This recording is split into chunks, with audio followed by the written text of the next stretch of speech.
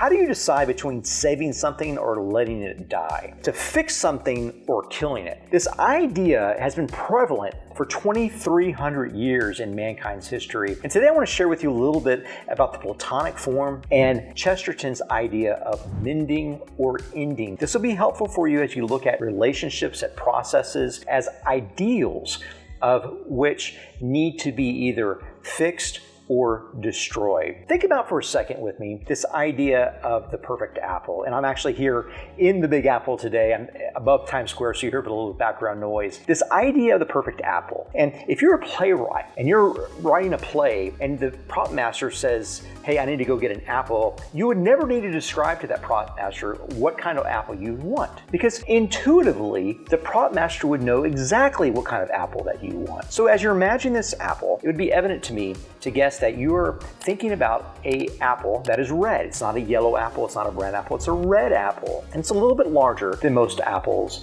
that you've seen. And its redness also has a little bit of a gloss to it. And the form of the apple is symmetrical. The actual fruit itself is symmetrical. And then with the stem though, the stem is not symmetrical, it is actually asymmetrical.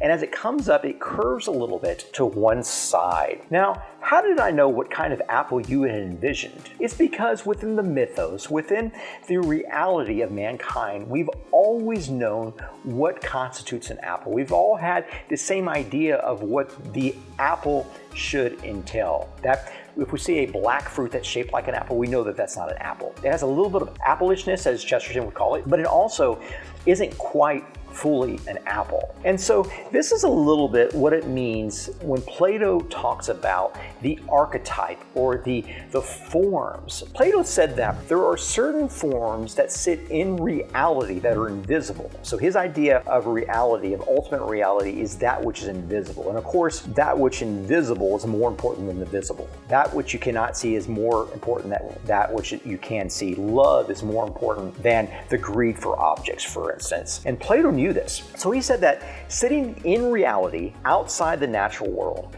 is the archetype or the ideal form of an object and a people. That there's this idea of the perfect man, the perfect woman, the perfect child, the perfect organization, the perfect society, which is obviously in the Platonic world ruled by a philosopher king. There's also this perfect idea of an apple or an armchair. There's these perfect ideas that sit in reality outside the natural world that help guide us to know whether or not something is of essence the truth. And so we can use this idea in our daily lives when we try to figure out whether a relationship or an object or something else is worthy to be repaired. And of course, you would never repair that which you were meant to discard. You were never meant to repair something which should be discarded or should be destroyed. And this is what Chesterton alludes to a little bit. He wrote this really great short article. We had a great conversation actually a few days ago. We had an all-night Junto with a group of 7 or 8 very, very successful gentlemen, all-night conversation about this idea of Platonic forms and purpose and what it means to be a man. I had a great conversation. We'll do this every quarter, and I'll give you guys a little bit of update about that as well. But inside the conversation was this idea that Chesterton proposes in his article called To Mend or to End, or Mending and Ending. Chesterton heard this lord, this British lord who he refuses the name, talk about an English institution that should either be mended or ended, but something must be done about it. And this idea of mending or ending, Chesterton said, is something that we should look at on a day in and day out basis, that we should be mending and ending things all the time. In fact, he puts forth this idea that there is no neutrality, that there is zero neutrality in the universe through which could be an argument for neutrality. So this gets back a little bit to the Pauline idea, and I believe it's in Hebrews where he talks about that everything on earth, especially in the old Jewish tabernacle, is a form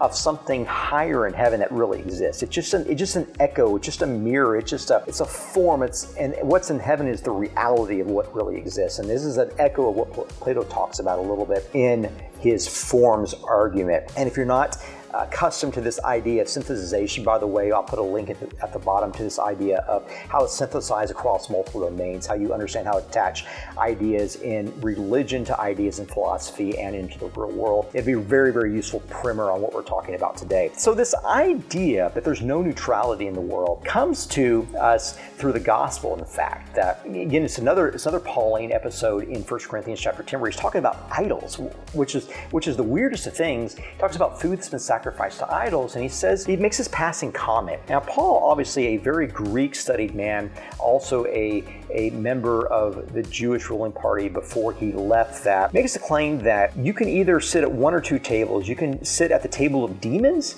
or you can sit at the table of God. Demons and God, that there's only two tables, and there's not a mediated area. There's not a middle space for this. This gets us to the idea that there is no neutral ground. In fact, Lewis told us that there's never any neutral ground, that every square inch of the universe is being battled over by good and evil, and you must pick your side. And so as we keep that in the background of what we're thinking about, let's dive back into Chesterton, this idea of mending or ending. And obviously, so you'd want to mend something that is good or has the potential to become good, but you'd want to destroy something. You want to end something that has no potential to become good because it is evil in and of itself. And so how do we identify these things? What are bad things? What are evil things? There are processes, there are frameworks, there are structures of our daily lives that, doom scrolling, that need to be killed. And how do we reason our way toward that? We reason our way toward that through getting back to the ideal of the Platonic form, that there's this idea of the perfect man or the perfect woman above us and outside of time, but also in reality itself, that dictate what the perfect man or the perfect woman would be like. And obviously you can go back to the Jewish text in Genesis and get this idea that we're created in the image of God. And so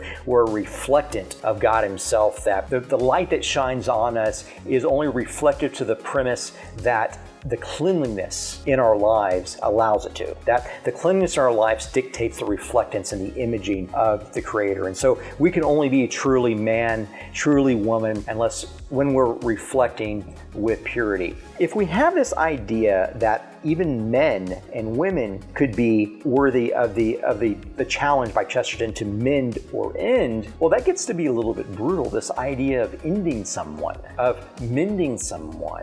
Right? We were told to judge not, lest ye be judged, and none of us want to be judged. I know I don't want to be judged. And so we have this idea about what does it mean to put someone off? And so I think we want to go back into the Catholic world for something like this to figure out how God deals with this. I think the most beatific, again, I'm not sold out to the biblical notion of this, but the most beatific way of thinking about mending and ending is in the Catholic tradition, where you have this idea of purgatory. If you go back and you read Dante, go back and read the Divine Comedy, that the Purgatorio is this ascent up the mountain that prepares our souls for heaven itself. But we cannot get to heaven itself unless we're purified, unless we're made to be truly man, truly woman. And of course, Dante, before he visits his purgatory, he visits the Inferno with his divine leader, Virgil. And as they descend into purgatory, you have this interesting that happens towards, I believe it's Inferno canto number 33, I believe, or 34, where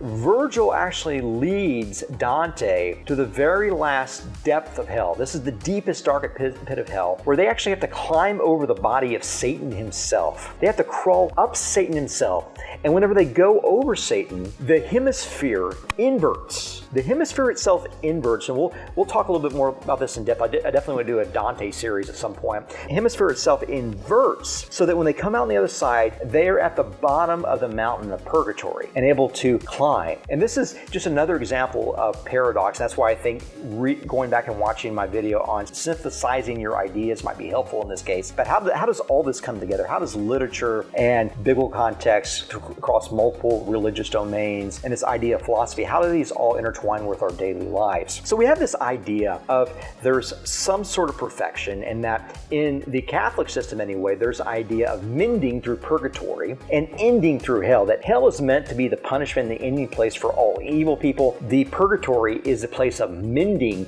people that want to ascend eventually up into heaven. And of course, course, as we both know, and Dante tells us in the first opening cantos of the Purgatory of the trilogy, he says that the very base of the mountain of morality is the steepest, is the most difficult to climb, that once you get over that, climbing gets easier. And so the first part of mending gets to be easier as you go on. The first part of mending is the difficult part, but the mending gets easier as you go on from a moral perspective in Dante's words. Now, Chesterton uses this analogy of an armchair, that how does he know whether or not an armchair is worthy of being repaired, right? He has this idyllic nature of what an armchair is. Obviously, if it's got 3 legs and it's got some torn holes in it, he can see, well, all I have to do is add a 4th leg and I can repair the hole. It'll be an armchair again. It'll have this armchairness about it, that he has this ideal of what an armchair would be in the Platonic form, and he can repair it, and he can take it, convert to this idea. This gives us the idea that the Platonic forms are something more than just a form. Let's use some analogies of this. Let's say that it's like a blueprint, that it's like a template. It is a guide through which we can connect ourselves. And this has been the Jewish argument all along, that we would want to be restored to the common vision of the image of God present in the paradise itself, in the paradise, the Garden of Eden, that is the guide. And we should look at where we are now and where we're supposed to be and figure out how to get back there. And obviously there is a way back there. So we have to figure out, is something good or bad in its essence? And the way that we do is we judge that. We use the Platonic form, this aspiration of what something could be or what someone could be, as the form, as the guide to get us there. And if it has nothing about it that is in that form, if it's not containing that armchairishness or that humanness, then it is worthy to be thought of as evil in Chesterton's words. And so the archetype, the Platonic archetype, the Platonic form sets the very standard of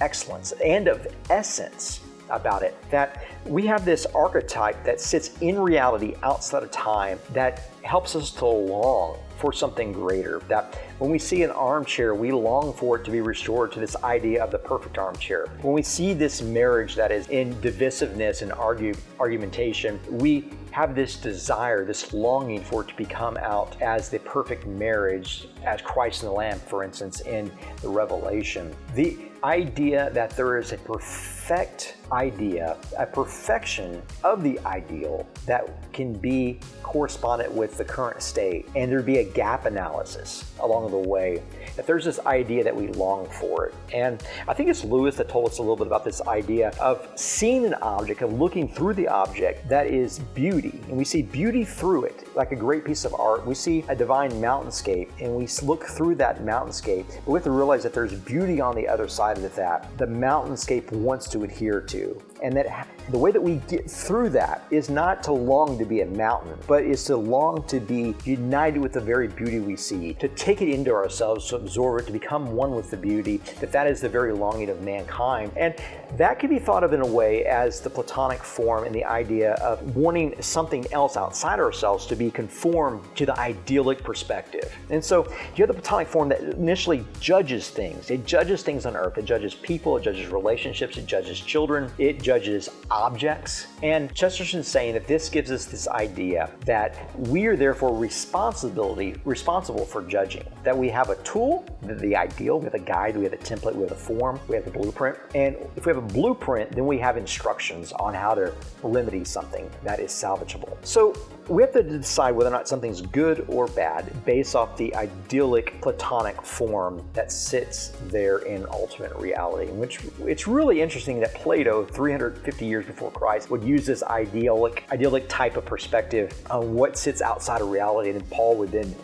come back in and mirror that. But there must be something true about it, if not only the Greek but also the Jewish forms of philosophies thought about this in such a real way. And so you have this idea that the reason that if you have a blueprint and you have an idea of what something should be or what someone should be, and you have this evidence of someone in your real world or something in your real world that seems to be missing the mark, I think that it's something like philosophy or reason that connects the two, that does the gap analysis, that leads through thinking, through analysis, through pondering, through desire, leads us into a grander narrative of the restoration of the lower into the higher. And this is a little bit what Chesterton was speaking about. And so as we sum up what we're talking about here, ask yourself the question, can this thing be restored? Can this relationship be restored? Can this process, can this system, can this schedule be restored to the ideal thing itself? And if so, it's worthy of being fixed. It's worthy of being mended. But if it